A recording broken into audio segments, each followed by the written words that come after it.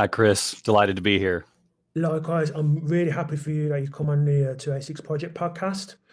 The reason I had you decided to invite you is because I was watching an interview with Matt Goodwin, my Professor Matt Goodwin, when he was on John Peterson's podcast, and he mentioned your book called Liberal Bullies. I thought, okay, that's interesting. So I decided to read it, absolutely read it, and I thoroughly enjoyed it. It really goes into depth about authoritarianism from a left-wing perspective.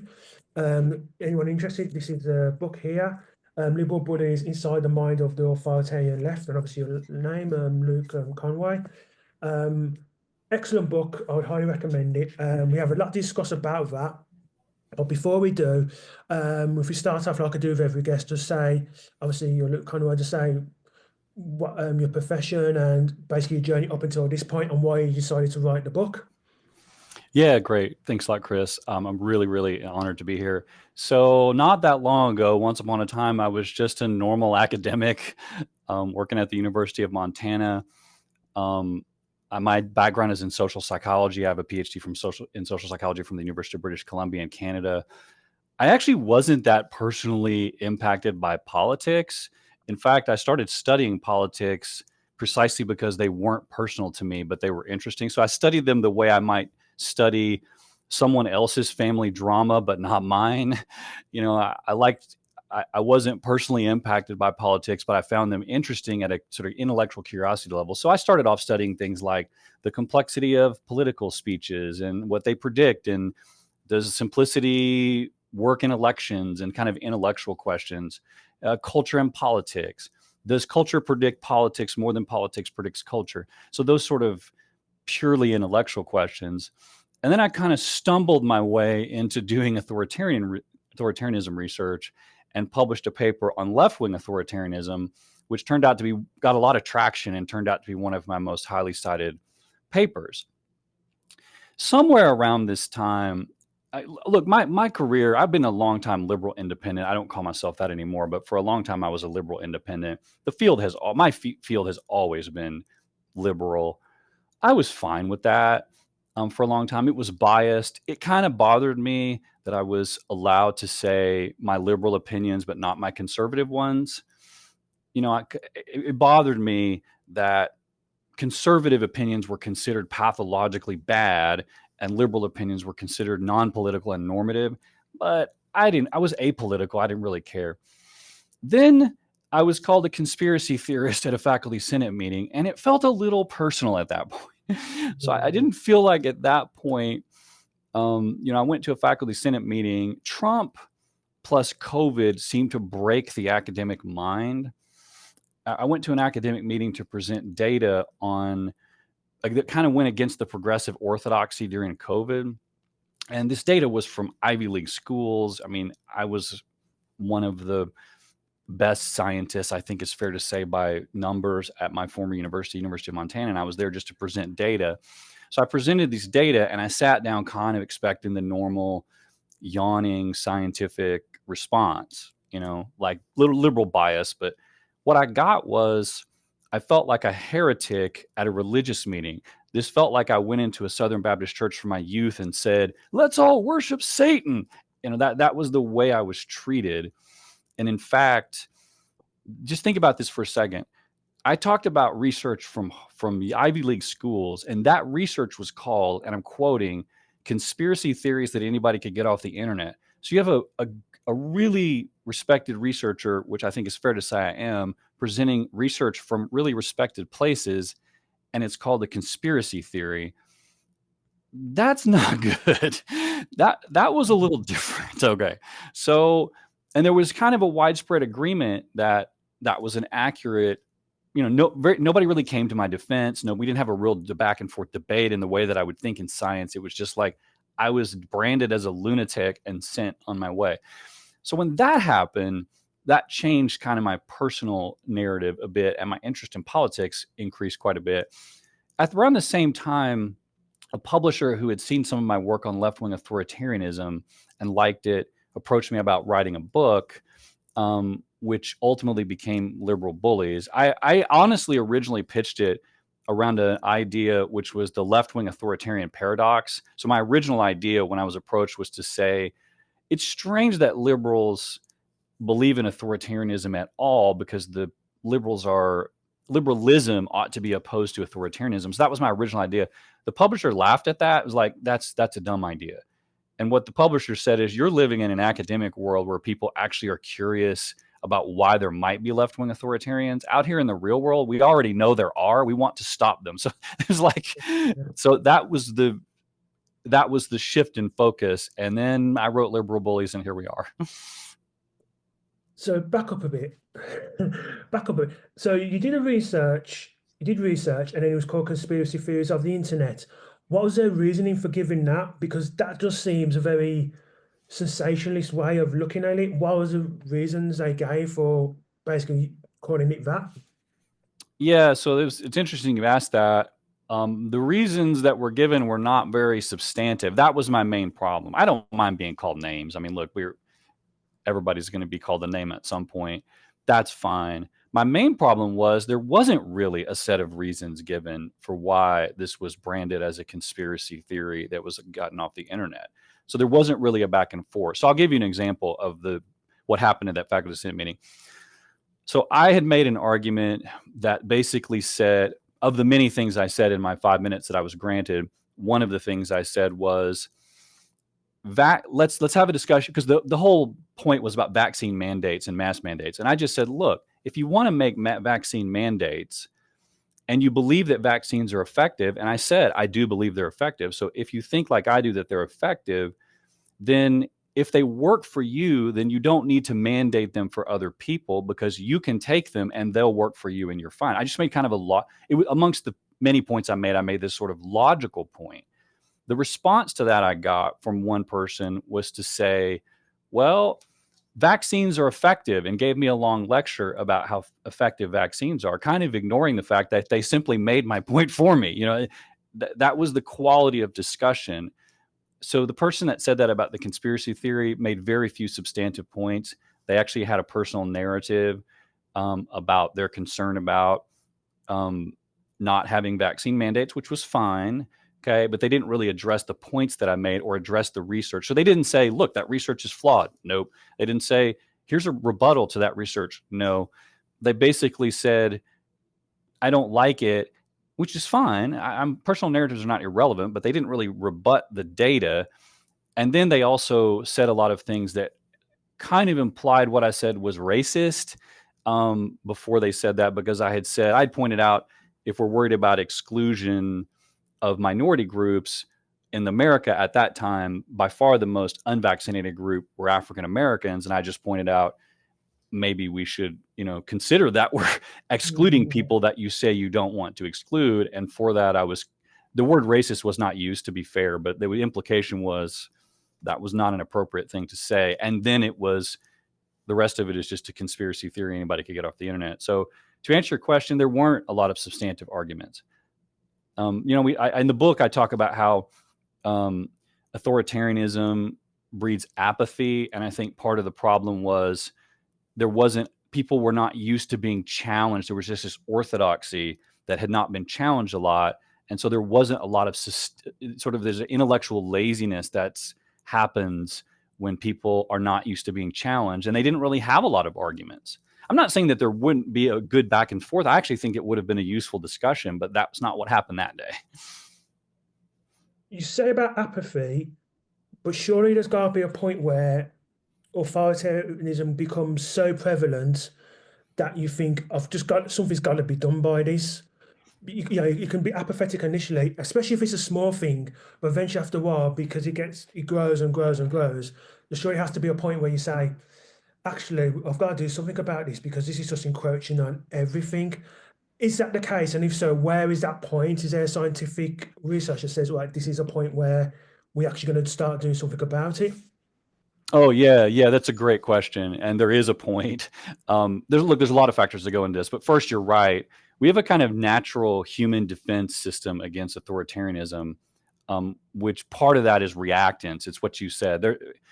Very few people on earth like to be bullied. Okay. Yeah. So when we feel like we're being bullied, our natural instinct is often to reestablish our freedom to not be bullied and fight back. So you're 100% right.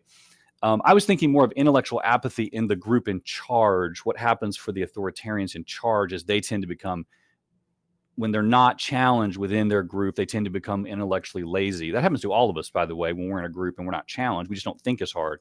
Okay. But you're absolutely right about the people not in power. Now, to your absolutely brilliant question, that's the right question. Why don't people challenge it? Well, there was a great study, the BBC prison study is one of my all-time favorite studies, by Haslam and colleagues. And one of the findings from that study is, so you have the study, okay, replication of the Zimbardo study. Prisoners and guards are put together. You assign people to these roles. The guards are behaving in somewhat brutal ways. When do the prisoners revolt? Well, their data suggests part of the thing that matters is what they called permeability. That is, people accept authoritarianism if they think they can survive better in the system than by challenging it. Okay. So nobody likes to be bullied, but if you think, well, for example, if I can maybe work my way up the hierarchy and be on the positive side of the authoritarian ledger, so I'm in charge, then I'd be more likely to accept it. So translate into kind of modern terms in the U.S., for a long time it was you couldn't, people here were afraid to say their political opinions at work under Biden because they were worried they were going to get canceled and fired. And the only group that wasn't afraid of that were extreme leftist progressives who make up a minority of the country. They were fine. They weren't scared, but the rest of the country was kind of scared to be canceled. So what do? Do you stand up to it or not? What if your boss comes to you and says, I want you to stop talking politics at work or I'm going to fire you? Do you stop? Now, to your question, what goes into that decision? A lot of it is practical. A lot of it is you're going to stop if you're going to do what your boss says. If the request isn't that bad, okay, fine, I'll keep my head down. I did that for years at work. I kept my head down. I keep your head down.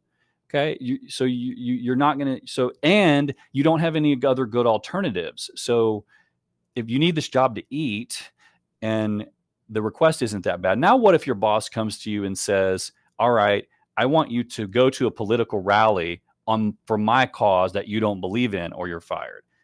Now you up the ante a bit. And what if in that circumstance, you also now have other opportunities to get better jobs? You see what I'm saying? So at some point, there's a tipping point at which you're going to be like, yeah, I got to do something. If your boss, even if you can't get another job and your boss says, now I want you to rob a bank and kill somebody. Do you see? There's a point at which people will eventually stand up. So that's part of it. Part of it is that cost benefit analysis at a personal level. Part of it is an effect that I also discussed in the book, which is related to the foot in the door effect. Basically, it's the effect of bureaucracy. We've just become so numb to doing what we're told, to doing inane things, even when we don't think they make sense, that like a lot of our acceptance of senseless bureaucracy is like putting a little authoritarianism is okay sticker in our window, so that when in this famous study, they had people put a tiny sticker in their window that said, driving safely is great. And people agreed to do that. Later, when they came back and said, would you be willing to put this huge, ugly billboard in your window about driver safety? People that had the little sticker in their window already were much more likely to say yes to that ridiculous request because they had already said yes to a smaller request, a well-known effect in social psych. Okay.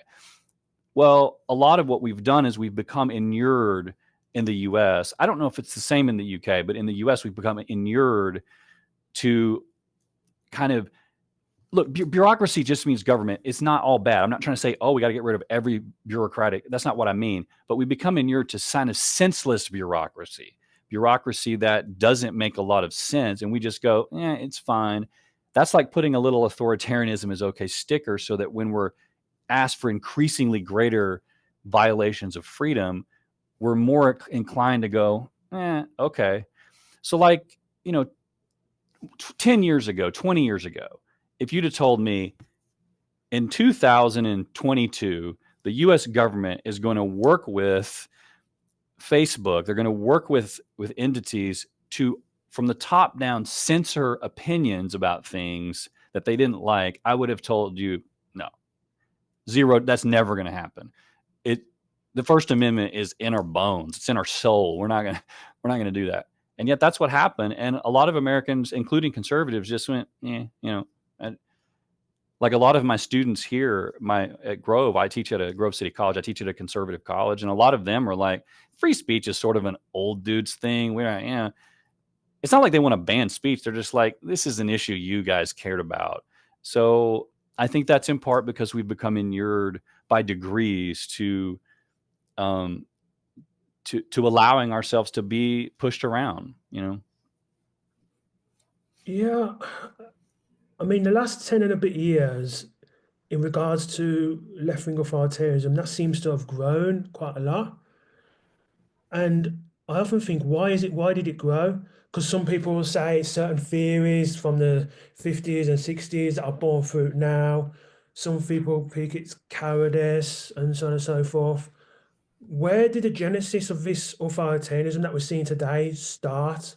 That's happened over the last 10 years, because there must have been a starting point, because it went from 1 year to everyone's doing quote unquote normal, everyday lives, to this. It seemed to be very sudden. So where did that genesis start? Did it start at universities? Did it start at governmental level? Was it a combination of things? Like, where did it all start?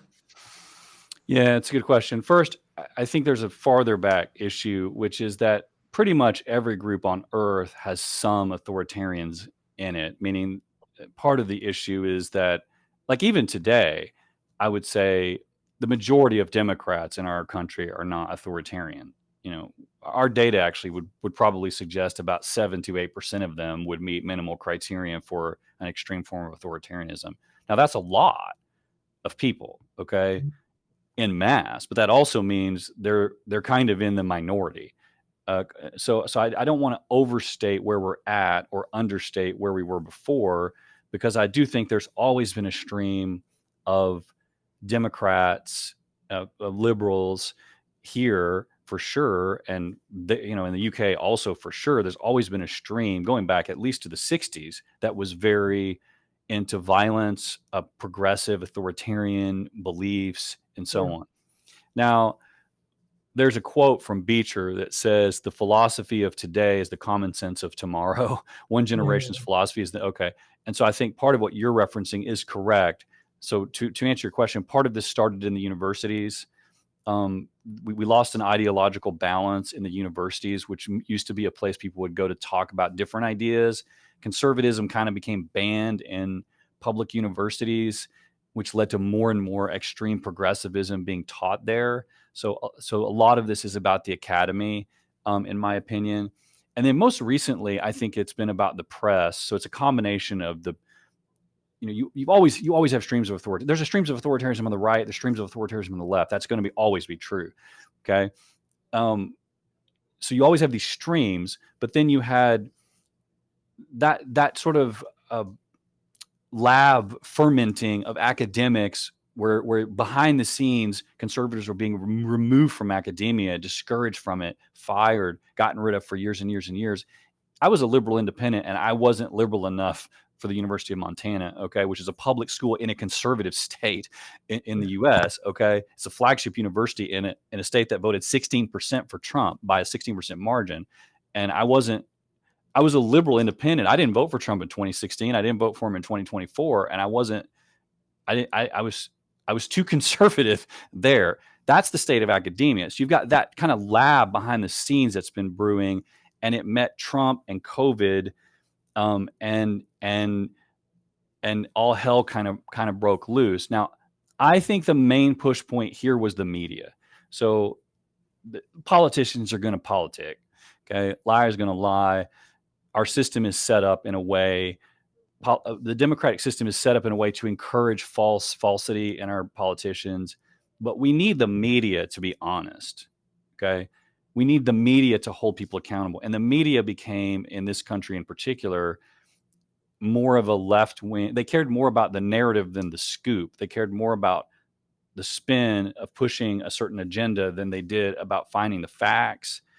And there's always some of both. I get that, but our media here, I have so much scorn for the way they handled the last 8 years. I mean, they just threw our country under the bus. because they wouldn't pursue basic stories that would go against a narrative because they just hated Trump more than they loved the truth. For the most part, that's not entirely fair. So I think part of it is, to your question, is I think there was this thing. I don't know for sure.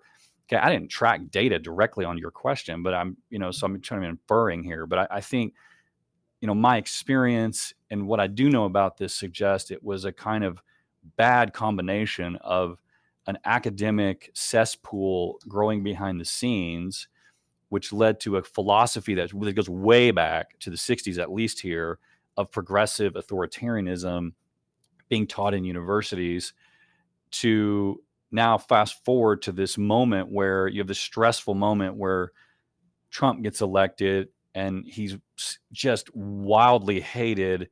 And then COVID happens and you have this opportunity, in a sense, to,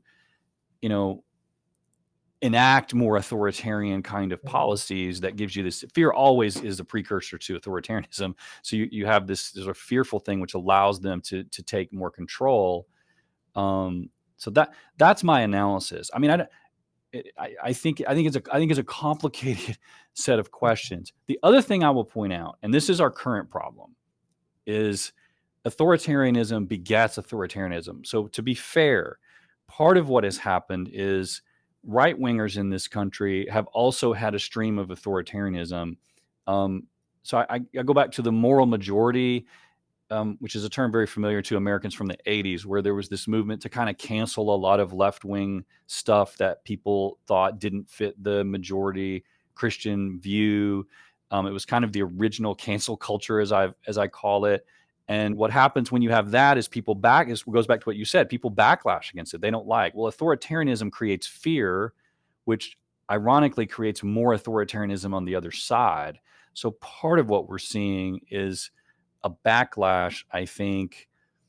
When a big bad bully comes after you, sometimes we go get another big bad bully to fight on our behalf. So part of it is, I think we're seeing a backlash against the so-called moral majority, the right-wing cancel culture, which in some sense preceded, I used to vote for liberals. And when I did, I voted for them in part because I thought they were the people that were going to apply free speech to both sides. That's what they used to say. It used to be a liberal mantra was the way you solve the solution to bad speech isn't less speech, but more speech. That's what liberals in this country. So that's one of the reasons I used to vote for them, is I wanted that. And it was conservatives that used to be more likely to favor censorship. That's not true anymore, but that used to be the case. So I think part of it is backlash. So a complicated mix. And I think part of the way out of this is we have to stop the backlash cycle. We're gonna, we're not doomed yet. Western civilization is not doomed yet, but we are headed in this like spiral of, you did this to me, so we're gonna now do this to you, which is going to create more authoritarianism on the left, which is then going to create more authoritarianism on the right. And what currently isn't a major problem, we're not on the edge of a cliff yet, but we're inching there. We might get to that cliff if we keep going. Yeah. The one point there, you talk about authoritarianism begets authoritarianism. I'll discuss that later because I want to get to the principles at the end of the book where you talk about the 6 you've laid out in terms of fighting authoritarianism. But another point you made in that answer was talk about the media and how poor a job they've done, especially when it comes to left-wing authoritarianism. With that in mind, how much has alternative media actually helped to address the balance of that? Because I don't know if they're less biased, but at least you see different views on there. How effective have they been in addressing that bias towards in actually questioning left-wing authoritarianism? Oh, I mean, honestly, it's one of the main mechanisms that has helped. So yes, I think incredibly effective would be the answer. Now, it's a mixed bag. When you have open mics, in a sense, anything can happen, good and bad. So, you open a mic, it doesn't mean something positive is going to come out of someone's mouth. It's like I used to always say about the U.S. The great thing about the U.S. is that a former professional wrestler, Jesse Ventura, can become, the governor of Minnesota with no political experience. The terrible thing about the U.S. is that a professional wrestler with no governing experience can become the governor of Minnesota. I mean, that's just, you live with but alternative media was more, so it's a little bit less structured, and I think that's partially negative. So, the media used to have kind of the traditional media, the legacy media, as it's sometimes called, used to have a standard of, we're going to try to be fair. We're going to present an idea that we're fair. Okay. The U.S. used to have the fairness doctrine, which required people. Reagan got rid of it. It required people, when you talked on the radio, for example, you had to present both sides. When they got rid of the fairness doctrine, the first thing that happened was Rush Limbaugh. So you have this, right wing kind of side of things. Now, was that positive or negative? It has pros and cons. So to your point, yes, I do think so. Like, take Joe Rogan. Okay. Joe Rogan was really important to Trump winning the election, I think, and he was important to kind of smashing some of the, kind of bias in the media, and he's huge and important. And I saw a Democrat saying, we need our own Joe Rogan, and I was like, you had your own Joe Rogan. His name was Joe Rogan. You threw him under the bus because you wouldn't listen to him. So yes, to your point, yes, it's huge. Because open information is bad for authoritarianism generally. Now, the flip side is you get the Twitterverse. You get a lot of people on the fringe, and I don't mean this derogatorily, but just literally on the fringe. Sometimes they have a point and sometimes they don't, who are saying kind of anything that comes to their mind, kind of wacky things that turn out to not be very helpful, or themselves are authoritarian, in a different direction. So I think, free speech, open mics are messy. I just don't like the alternative to them. Yeah. But to your question, yes, I'm sorry, I went a long way around to answer your question, which was, yes, I do think the alternative media was vital, hugely important, and I think if we shut that down, we are in deep trouble right now, because they're a challenge to the power, and we need challenges to that power. You mentioned their social media, and I wonder, with authoritarianism, isn't one of the problems we've had in not fighting it is that, how can I put this, almost a lack of principles now from a lot of people.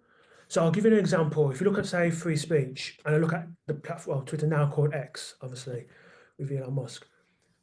I remember before Elon Musk took over, you had a situation where a lot of conservative commentators were being effectively cancelled on that platform.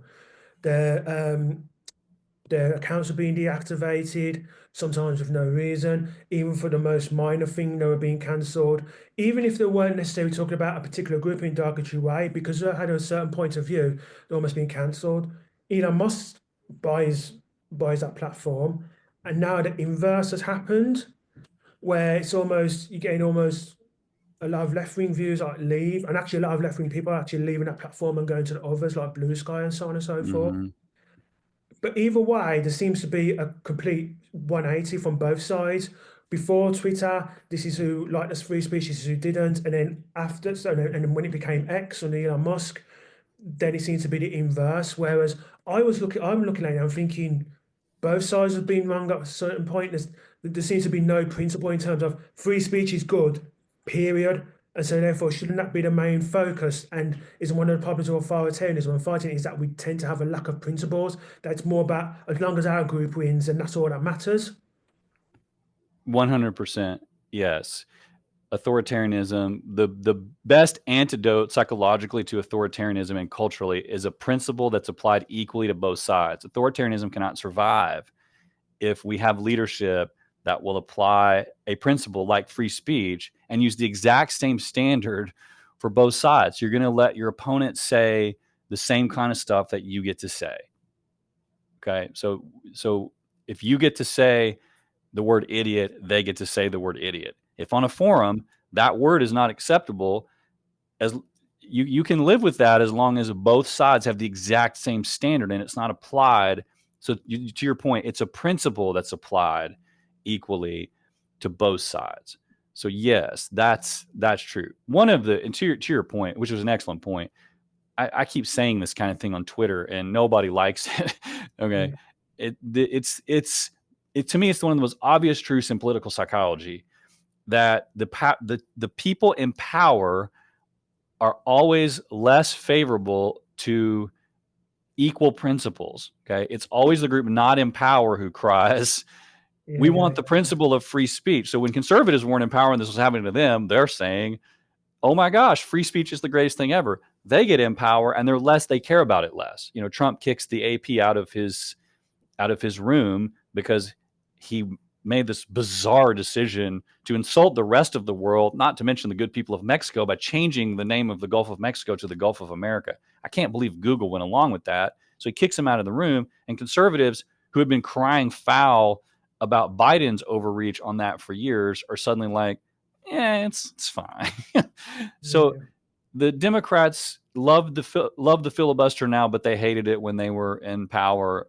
Conservatives hated it loved it when they were out of power. This thing that protected, the mob democracy, but now they're a little bit more in favor of it. So yeah, I think the group in power, the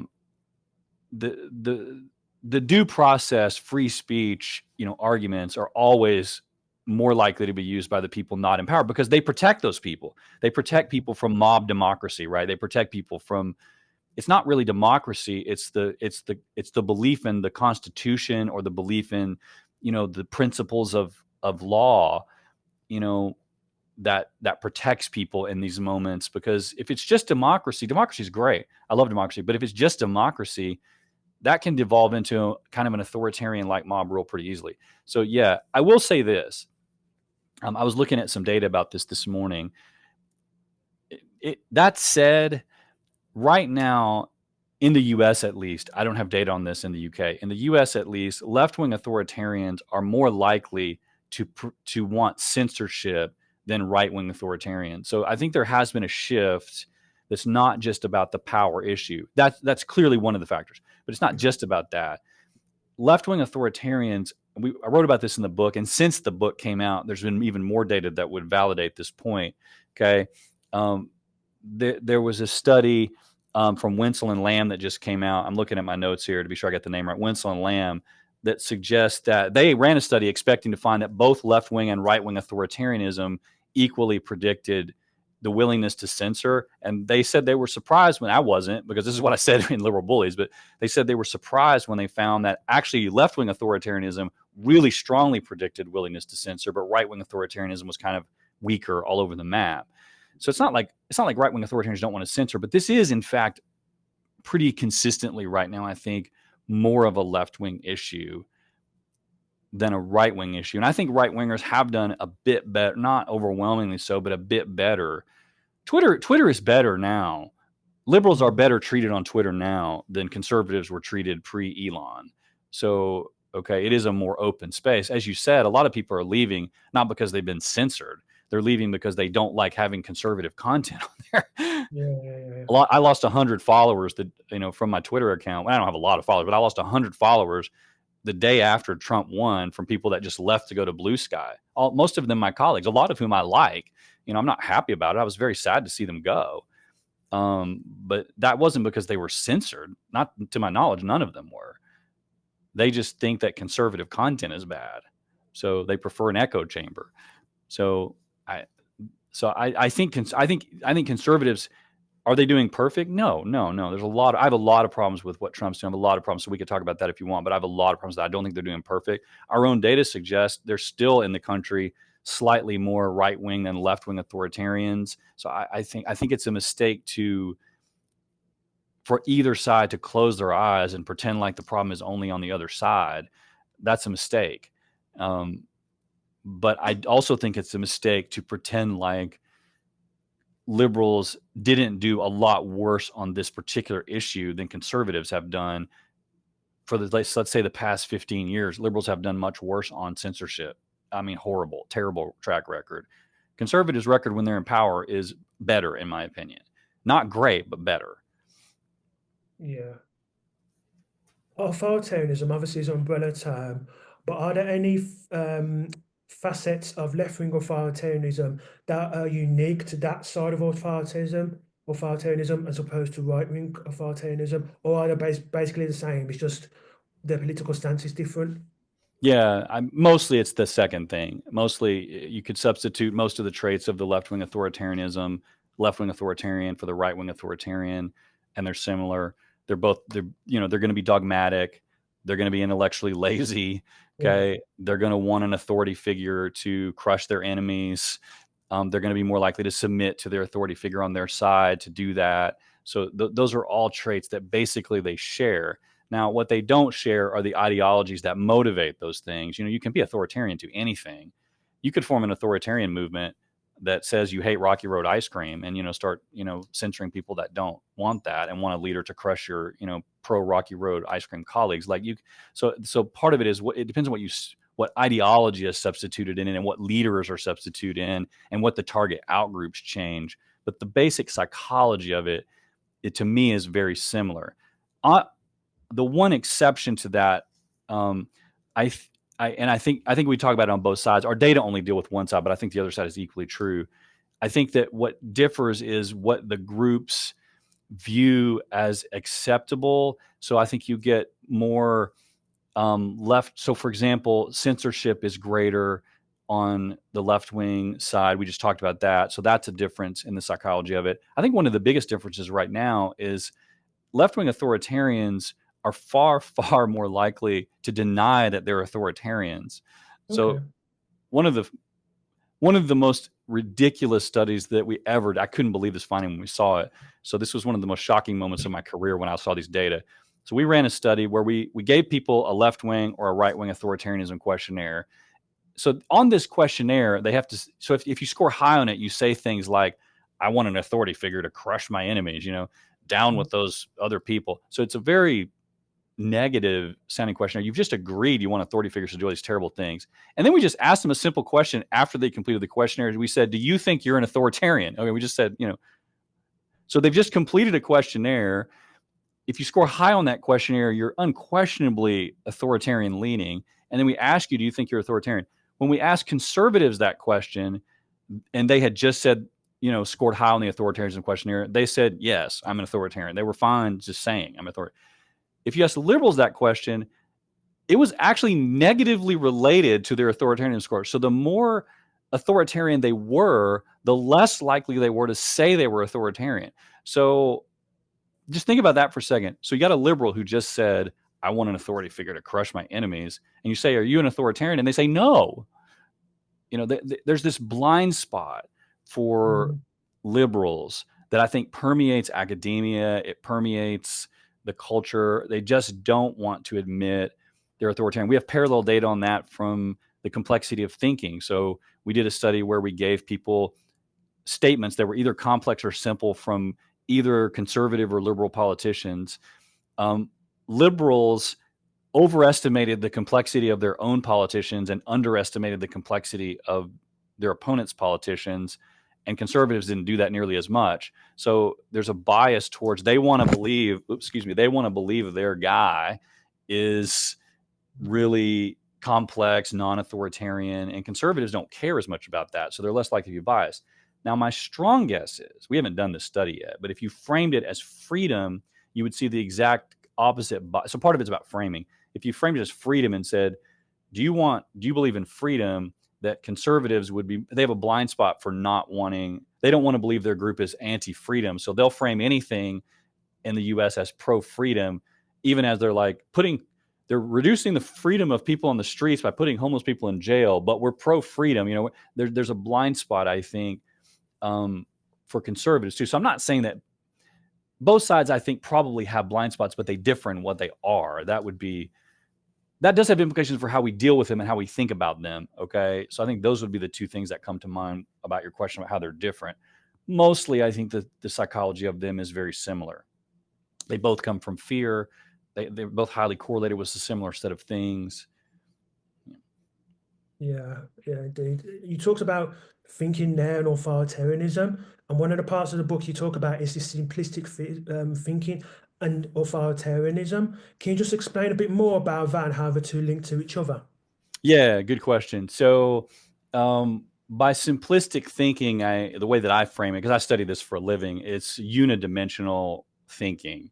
So the complex thinker will look at a piece of broccoli and say, that broccoli has good traits. It tastes good, but it has bad traits. I don't like the way it feels in my mouth.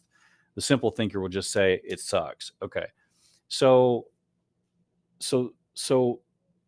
now simple thinking isn't always bad. We should have simple views about slavery. I don't have a complex view of slavery. It's just bad. So I'm not saying it's bad or good. But the point about authoritarianism is they're especially lazy thinkers. They're especially unlikely to think through things in a complex way. So they're especially likely to be dogmatic, to have simple views of things. So, one of the issues that I talk about in the book about simplicity was race. In this country in particular, the left-wing authoritarians tend to reduce everything into this one variable about that's basically like conservative white people are bad is sort of they tend, so what happens is they tend to cram all of their complex nuanced things about the economy into that one thing. Now that doesn't mean there's not such thing as white conservative racism. Obviously there is, but they tend to reduce everything else and distill it into this very lazy, simple analysis of problems without considering the kind of multifaceted nature of reality. So that's what I mean when I'm talking about. Now that's an over, like there's no person on earth that doesn't think some complex thoughts, and there's no person on earth that only thinks complex thoughts. But we're just talking about probabilistically, the more authoritarian someone is, the less likely they are to analyze things from a multidimensional, complex point of view. And can you expand on that in regards to the language that authoritarians use, in regards to how they basically use that language to impose authoritarianism on society as a whole, or on a person as a whole?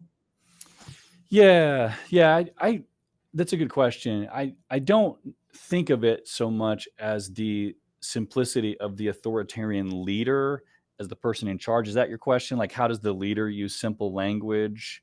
Just more what more the actual language they use, as opposed to just it being simplistic. What's the language what is the language they would use? Is it more direct? Not necessarily on complex, but is it more direct? Is it more with raised voices? Is it just how do authoritarians use language to impose that authoritarianism on everyone? Yeah, it's a good question. I don't know for sure. My natural reaction to your question is that authoritarian leaders can be all over the map on these things, and that what you're talking about more is about what makes an authoritarian leader successful. I think successful authoritarian leaders are more likely to be charismatic. They're more likely to use black and white, simple language. They're more likely to, yes, to they're also more likely, by the way, to be personable. Okay, so which is not so not all these are negative traits, but they're more likely to have the kind of traits that would make someone successful as a leader. So I think authoritarian leaders, and to your point, yeah, I think they're more likely to use what's called charismatic language sometimes, which is simple, a personable, us them kind of black and white kind of language that pits an out group against an in group. So now to divide non-authoritarian leaders to authoritarian leaders, yes, one of the main demarcation lines is a group focus on us them. Authoritarian leaders are almost always going to make some kind of demarcation line that's black and white. There's a group of people, we don't like that group, we're going to take that group out, this is going to benefit us. So I think that's and I think the other thing that authoritarian leaders almost always do in my experience with this is they use fear. So they're going to say, this terrible thing is coming, I'm going to protect you from it by taking out the problem, which is often other people. So I think those sort of things, if you're looking at things that like, if you want to look at the history of authoritarianism, fear and fear language and highlighting fears is probably the single biggest demarcation, along with, looking at the world in an us them kind of black and white sort of way. Now that's what puts authoritarians in power. That's not what keeps them in power. I think that's what puts them in power, the leaders. I think that's partially about the rhetoric, partially about the language. It's also partially about the circumstances. And as we said in the book, I think it's more about the populace. There's always authoritarian leaders who can step in. It's more about whether the populace willing to accept it or not, to me, which that has to do a lot with not so much what they say, but how they think. Yeah, indeed. There's something in the book which you mentioned called authorization or motivational blind spots. Mm-hmm. Can you just, you've kind of described it in some of your other answers, but again, can you just expand on that point and Yeah. how it fits into today's authoritarian world? Oh, yeah, yeah. So the motivational blind spot, which was what we talked about earlier, basically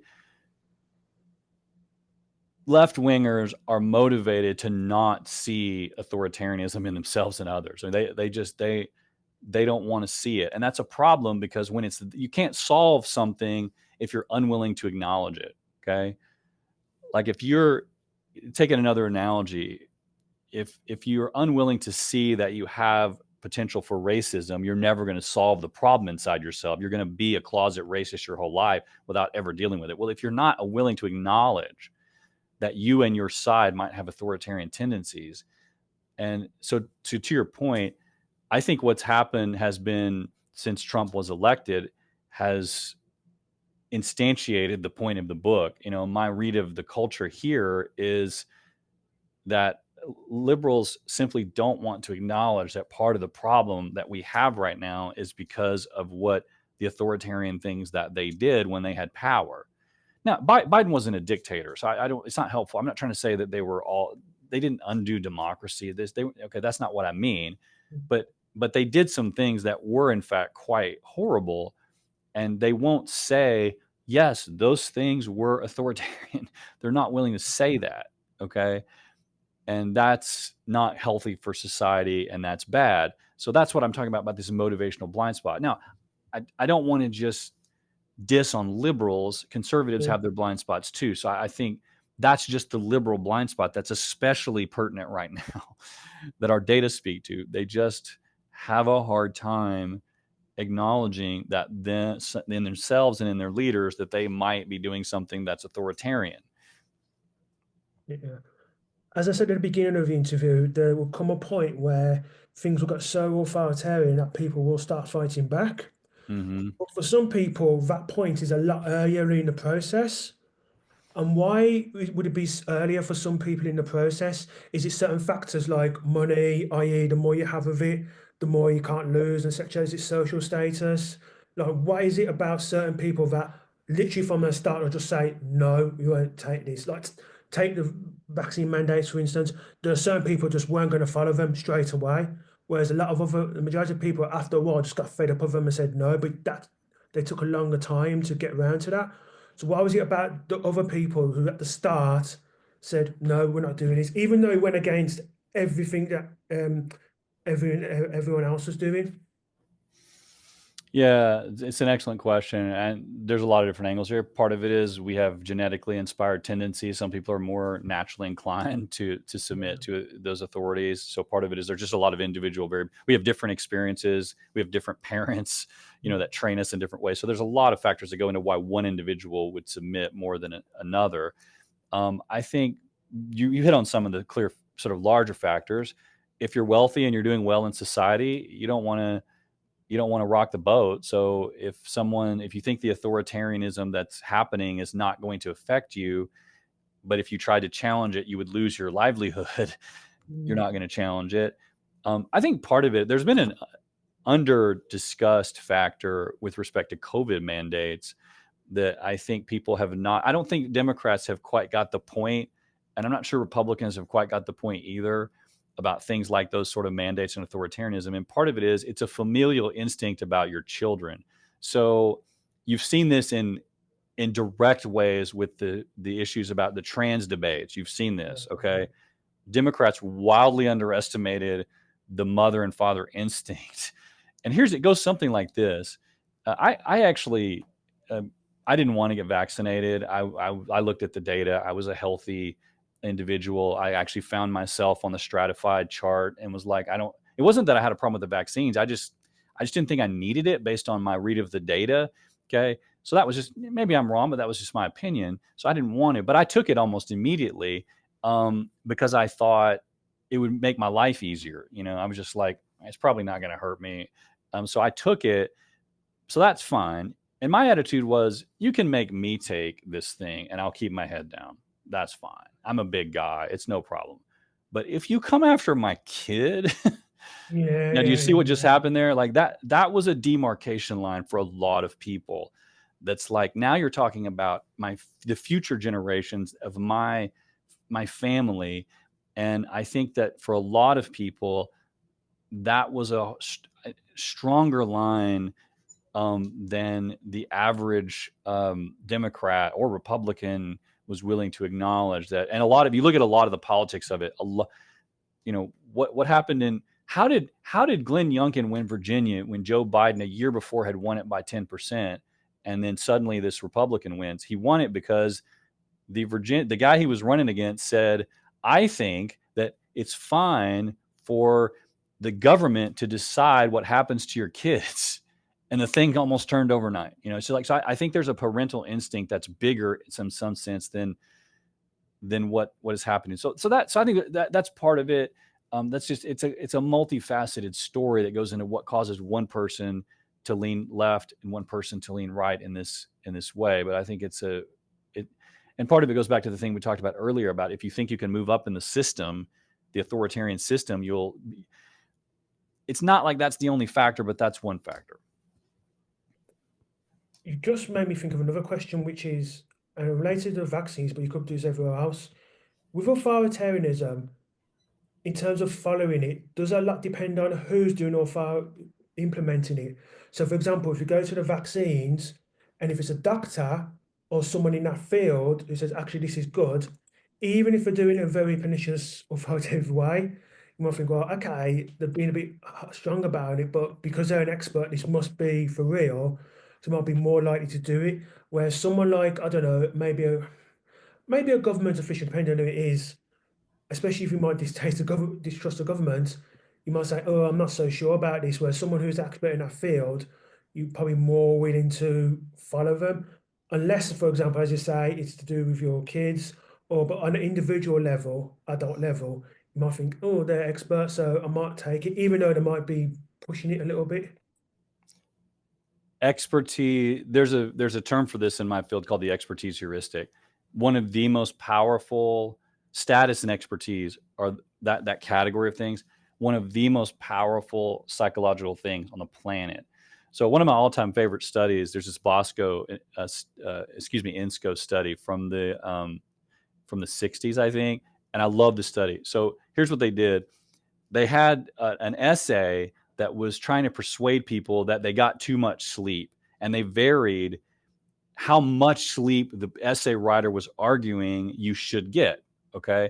So they said, you get 8.5 hours sleep and you should get, and in one condition it was you should get 8 hours, in another it was 7, all the way down to 0. Okay. So there was an essay that said, you lazy person, you get 8.5 hours and you don't need any. They varied who the essay writer was. In one condition, they said it was a YMCA director. In another condition, they said it was a Nobel Prize winning sleep researcher. Now, if I asked the average person, what do you think was the most persuasive condition in the study that would make people think they need less sleep than they do? Almost nobody that I know would say it was when the Nobel Prize winner argued you should get 1 hour of sleep per night. So think about that for a minute. You talk about an extremity, so an extreme, ridiculous position. And that was the most persuasive. In part, it's because of the thing you just said. We give a lot of leeway to experts. So translate that to authoritarianism.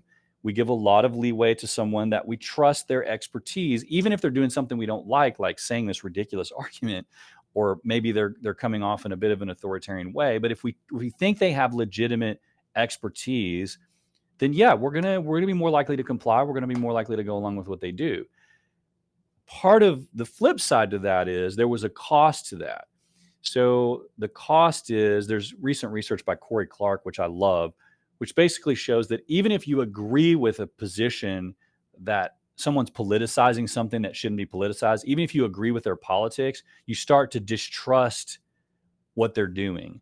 So translated to our example, suppose you're a liberal and you are fine with vaccines, and you're going to get a vaccine and you feel like your doctor is kind of politicizing it, you might still do that, but it undermines trust. You'll start to distrust that doctor, start to distrust their expertise. And that we saw that happen in spades. Like the trust in the medical community here, the traditional medical community was one of the most valued. Like we trusted them so much before COVID, and it just went, okay. And it's in part because we viewed them as authoritarian. We viewed them as pushing a political agenda on us. even though the majority of the country probably was okay with the outcome, that caused us to lose trust. So Does that just get lost even more over time when you start to see long-term effects or something like that? um, so yes, I think it does. To answer your question, yes, over time. I think the more you see the politicized stuff, the deeper it goes. I think it's harder to get the trust back than it is to lose it. Mhm. So, and I think that's where we're at right now. There's been a lot of lack of, like the CDC, no one considered a political entity. It was one of the most valued and respected entities in the country. And now a lot of us are just like, yeah, we don't care what they say. Like we don't trust them. We think it's just a political entity. And it doesn't matter which side. It doesn't matter whether it's Republican or Democrat. They're supposed to be disease people. We don't want them to issue political statements. But for 4 years under Biden in particular, we got a one-sided political narrative that we could all see didn't entirely match the facts. So yeah, that's going to be hard to. That's a long-lasting problem. Yeah. So I'm going to come to these now. These are 6 principles that you've written about. They said you can use to fight authoritarianism. So start with the first one, which is pressure only as much as you have to persuade as much as you can. So can you just again go into detail in that and just give some examples? Yeah. So when I say pressure here, that means to stop authoritarianism, sometimes you're going to have to use laws. You're going to have to do some top-down stuff. In other words, I don't think we can stop authoritarianism by holding hands and singing kumbaya and hoping for the best. Okay, you got to fight back. Mm. You have to do something.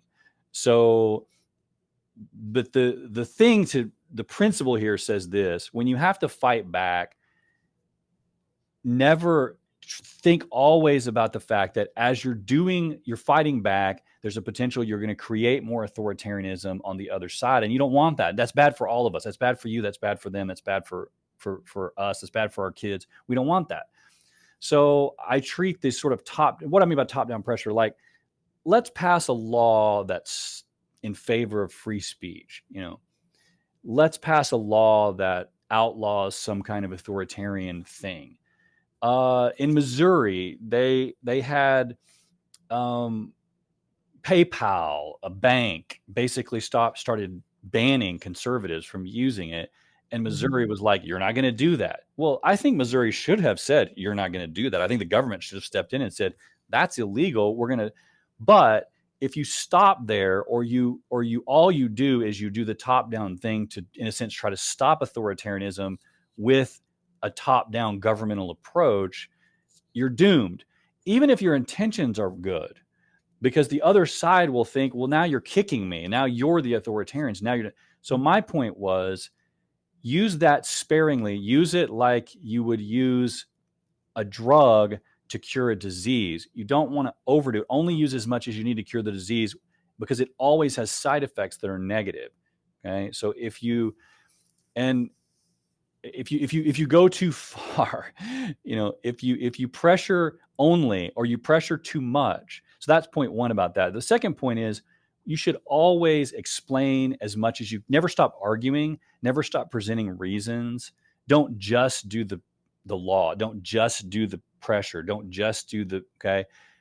Always keep explaining to people the logic and the principle behind it that you're trying to apply to all sides equally. When I used to for 18 years, I taught a class on how to teach to incoming graduate students at the University of Montana. And I would always tell them, you need to be in charge. You need to you don't let your students run over you. If you just go in and try to sing kumbaya, good luck. There's a Mack truck waiting for you. Like, you got no shot. Okay. You have to take control. You have to set rules, but you should take the time to explain why you're doing what you're doing. Okay. Don't just do the pressure thing. Don't just have the rules you're enforcing, which are good rules, by the way. You're actually trying to create a positive environment, but you need to explain it to them. You need to never stop explaining why you're doing it. So that's what I meant by that principle. Okay. Win gracefully. Yeah. This one is especially important right now, okay, here in the US, because I think Republicans are largely failing on this one. And I think it's going to be a disaster if the conservatives in the country don't start doing better on it. So this kind of follows from the first thing that, so now here's what happened in the US.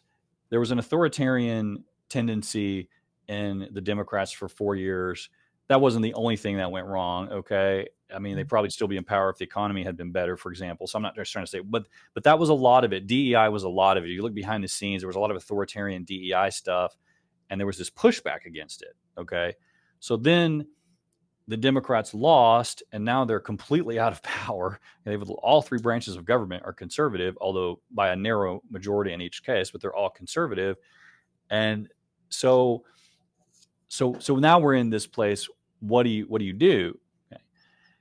So there's this, in a sense, shift in government power. Now, what do you do when that happens? Well, there's a tendency to then go on kind of a revenge tour. There's a tendency to stick it to the people that have been sticking it to you. And we have to resist that tendency because it's self-defeating in the long term. Now, why is it self-defeating? Here's an example. Take prohibition, okay? In the U.S., we actually banned alcohol for, 13 years or something, way back in the day, in the early part of the 20th century. So it's really hard to do that, to get a constitutional amendment here. We don't have very many of them. It takes a huge amount of the country to vote in favor of it.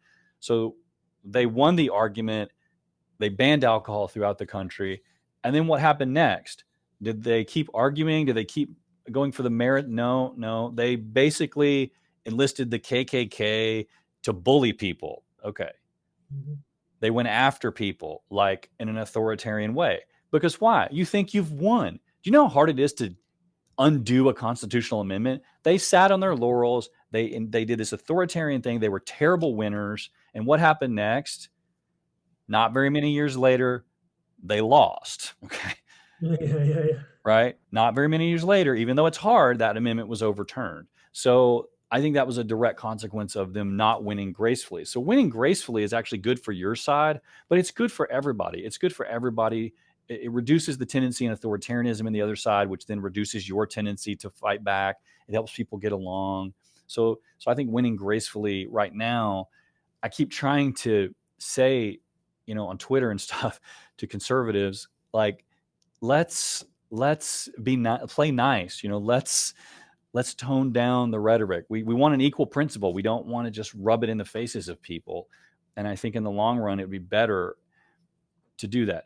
And by the way, the first political side in the US that figures out you can get more votes by being nice is going to win the next 3 election cycles. Like, it's not just good for the country. It's actually self-serving to be gracious and nice, because there's a lot of people in the middle that are looking for something positive that will vote for people just because they're nice. So yeah, indeed. Push a cost benefit ratio early and often. Yeah, one of the best moments of my career was, there's a Kim Cavan, who's a brilliant writer and doing independent contract work, said she took this idea to a meeting where she was trying to convince people of her position. And she reported back to me. She's like, this worked like magic. It was great. Okay. It was, so there's something to be said for this, I think, pushing the cost benefit ratio. What do I mean by that? Focus on not the simple message. The simple message tends to produce authoritarianism. It tends to produce bad outcomes in the long run. Focus on the cost benefit ratio. Everything has a cost benefit ratio. Okay. So let's go back to COVID. We want to have a vaccine mandate. Well, there's a potential benefit to that, right? There's a possible benefit to that, and that's fine. We can talk about that benefit, but we need to enter into that discussion the costs. So what are the costs? Costs were to, freedom. Costs were, what if the vaccines don't work the way they're supposed to? And we don't know entirely what they're going to do. So you have school mandates. You take people out of school. What's the cost? The benefit, we know what the benefit might be. Okay. We can say, well, we're probably going to reduce the spread of COVID. Okay, fair. What are the costs? The costs are increased suicide rates. Okay. Things were known. Costs were, people lose education. That's disastrous for them. So we knew these costs. So one of my frustrations with my colleagues in psychology was, what we should have been doing was providing the cost benefit ratio, because we knew, we this is old news. If you put kids at home and they don't get to interact with their friends, they're more likely to have health problems, they're more likely to commit suicide, they're more likely to be depressed. We knew all that. And so we should have been pounding our fists on the table to promote the cost benefit ratio, to say, yes, there's a benefit to closing schools, but here's the cost. And we didn't do that. My colleagues were basically silent on the issue when they were needed most to talk about it. So that's what I mean. But if you think that way, it helps you. It helps me to think, here's an issue I feel strongly about. I don't want mandates. What are the positives? And let's think about it together as a cost benefit ratio and present it as such. And often that's actually, it brings people together more and it's more persuasive. Okay. This one is certainly prevalent to me, and I think is arguably prevalent to a number of people I know. Stop caring about what people say you are and start caring about what you actually are. And I think a great example of this is the debate around immigration. Yeah, exactly. So what I meant by that is there's a tendency to worry too much about being called a racist, or there's a tendency to worry too much about what people say about you and not to worry about actually being good. Okay. Now, there's a danger here in both ways. There's a danger here going that would be bad in both ways. The first danger is to care too much about what other people say so that you're not doing the right thing. Okay. So, you care, like, we're not going to have reasonable immigration policy because we're worried someone's going to call us a xenophobe. Okay. That's bad. We got to laugh that off at some point. We got to just take a reset, stop caring that people call us xenophobes when we talk about immigration policy. Okay. For example. So there's that half of it. The other half of it is we can't then go in the other direction and stop caring about reasonable immigration policy. Yeah. We got to keep caring about the people that we should be caring about. Now, there was a tweet this morning from the great Phil Tetlock.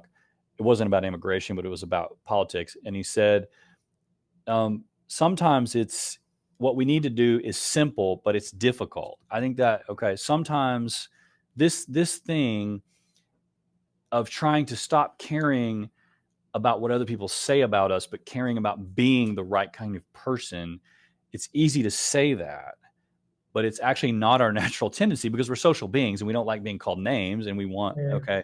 So I think that this one is more challenging in a way to the natural human psyche. Whereas some of the other things, we have natural reactants to fight against authoritarianism. We have this one's tricky for us to do. Yeah, indeed. And again, another one which I get frustrated with, and we've kind of touched on this, like in some of what you said, actively seek common ground.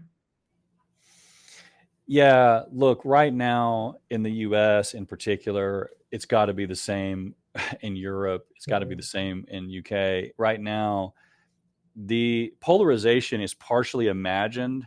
This is what data have suggested this for years. Okay. So I'll give an example from a study we just collected in November after the election.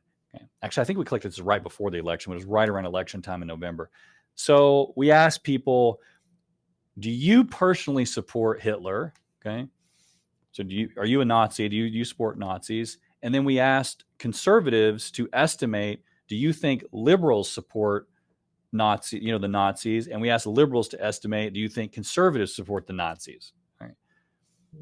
You know what happened? Almost nobody on either side of the political aisle supports the Nazis. So the numbers were just incredibly low. When you say to a liberal, do you support the Nazis? Almost all of them said no, one on the scale. You say to a conservative, do you support the Nazis? Almost all of them say no. Okay. But then you asked, do you believe that the conservatives, the other side, support it?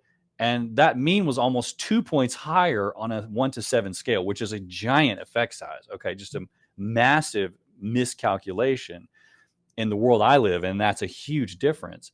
So, and the conservatives, by the way, also said, not quite as big of a misestimation, but they also thought, here's my point. Data have been showing this for years. Average conservatives and liberals agree a lot more than they think they do. Okay.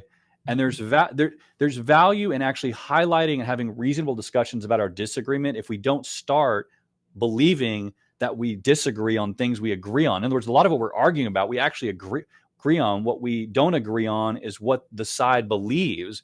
We have a misview, completely missed the boat on what they believe. So that's just why this is just a precursor to when we seek common ground, often we will find, not always, we are imagining that all Democrats are imagining that every conservative is like the conservative on Twitter that they follow. Actually, most of them are not like that. The same thing is true in reverse. A lot of Republicans here are imagining Democrats are like the Democrats, on Blue Sky or Twitter, and a lot of them aren't. The evidence suggests that most conservatives and liberals are not that political. For example, they don't talk around politics around the dinner table. They actually share a lot of common values. So I think that's by seeking common ground. The other thing is we know from research that one of the biggest factors that reduces negative affect towards other groups and reduces polarization and outgroup hatred are superordinate goals. That is, goals that we share in common. And when you find those goals, you find those things you share in common, it humanizes the other side and makes it easier to work through real problems. So authoritarianism has a hard time surviving when people from different groups can get together and work on stuff. Okay, it survives on the tension between groups. So this kind of cuts across that. And your final principle is agreement is not love. And I think this one's important because we're so polarized in our groups that we almost see as even just talking to them, let alone agreeing with them, as being talking to the enemy. So if you can go into more detail about that principle, because I think that is certainly important. Yeah, somewhere along the way we got it in our head in the Western psyche that to love someone means to agree with them. Now, we wouldn't say it like that. I don't know of anybody that would say, well, yeah, I only love people I agree with. But we act that way. We're sort of afraid of disagreement. We think when someone disagrees with us, they don't love us anymore. We think that when disagreement is a cause for complete breakage of a relationship. But the opposite is actually clearly true. Okay, the truth is actually the opposite of that. The truth is that love begins where agreement ends. It's easy to, quote, love someone when they validate your ego at every turn. Okay? Yeah. It's easy to love someone who says, yes, you are the best and you are right all the time. What love is needed in precisely the moment when they stop doing that and we have to have a serious conversation about something on which we don't agree. That's where we need love. So my point was, the more we equate these things psychologically, and by the way, it's a cross-cultural phenomenon. Okay, the similarity attraction effect it's got a name. We really have this strong tendency, especially in North American cultures, but it's a cross-cultural thing, to equate our attraction to someone with our similarity to them. Okay, we like people who validate what we believe. So we have to separate those two. One of the best things we could do to fight authoritarianism is to separate those two things in our minds. And that does two things, okay? It frees us up to stop worrying about the fact that people disagree with us, okay? It also allows us to love someone, to be respectful of someone, even when we disagree with them, even when it's something that's important to us, we can still respect that person. And my sense in the country, in the US right now, is that there's a hunger amongst people to be respected. Like, I think what's happening is, in part, that my Democrat neighbors are worried that they think I hate them just because they're Democrats. I don't. But they think that, and I'm worried they're going to hate me just because I'm a Republican, and they probably don't. Okay. Yeah. But that so we get beyond that and we can say, you know what, we can still love each other. Let's fight it out on the political arena. Let's duke it out, and then let's go have a beer. Let's go, or in my case, let's go have a latte. I don't know, whatever your preferred drink is. Let's go have that. Yeah, indeed. So finally, let's end on a positive note, because your book does end on a positive note. Where do you think the future of we are? Will we say 5 years? Because for me, I think we may beat it or may come in another form. But next 5 years, where do you see this going? Do you think we'll have defeated it entirely, or at least gone so like the majority of the way there? Like, where do you see us in 5 years with regards to this? I don't know. I don't know where we're going to be in 5 years, to be honest with you. But I think it hinges more on what Republicans do now, what the people in power do now, what conservatives do when they win power in places. Okay, so I think it hinges more on the ability of people in power to be kind, to be conciliatory to the people that who they've beaten. Okay. So now, yes, I think in some sense, left wing authoritarianism took a huge blow in the US, at least, took a huge blow in November.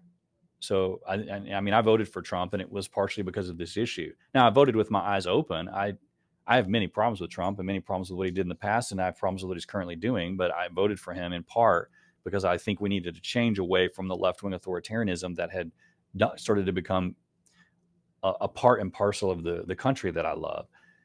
So I think that, and yes, that was a blow, and yes, that was positive. Blow to left wing authoritarianism, and I view that as a positive. I still do, by the way. I view that as positive.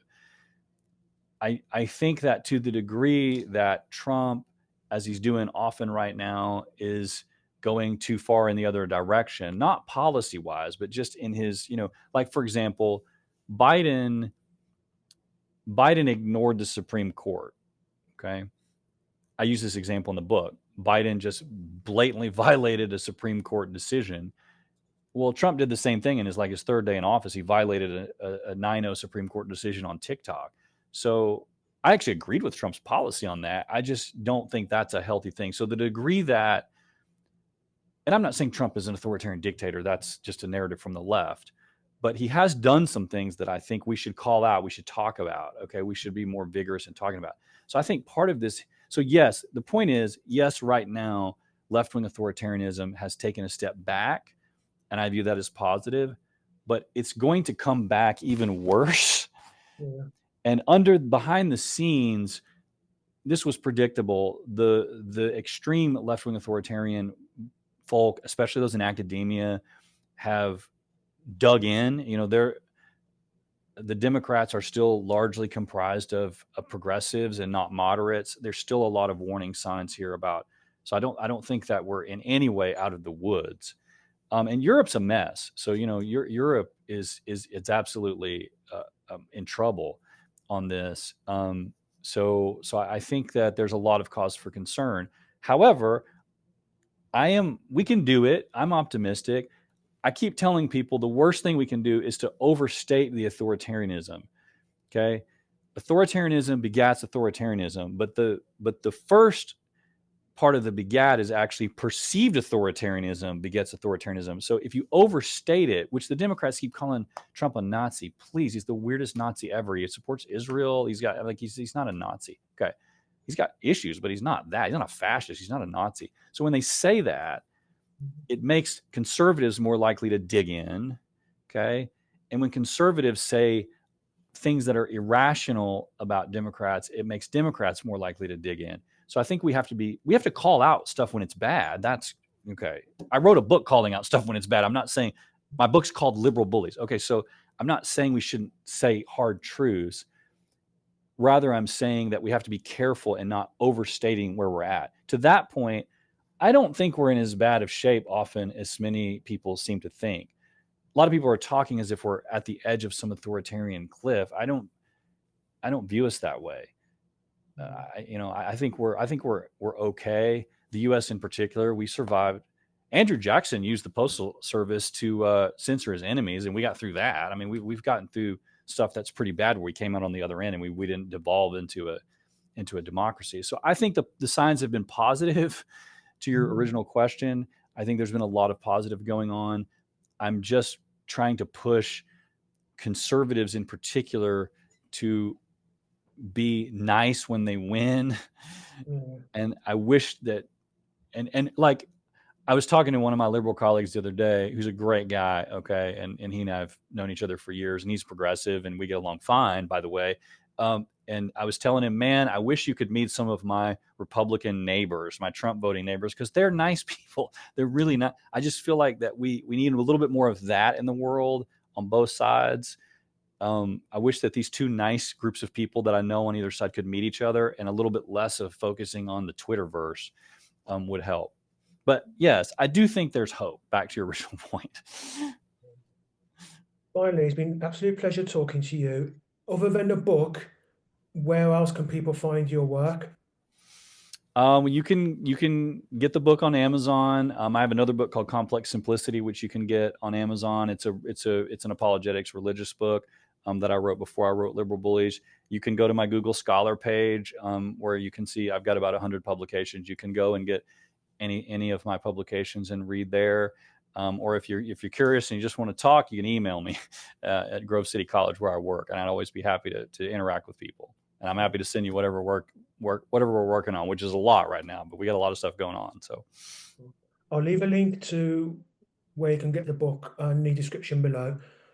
Luke Conway, it's been an absolute pleasure talking to you about this. Your book is excellent. I highly recommend it to a lot of people. And thank you for coming on to the 286 Project podcast. it was an honor. Thank you very much, Chris. I was delighted to do it. Had a great time.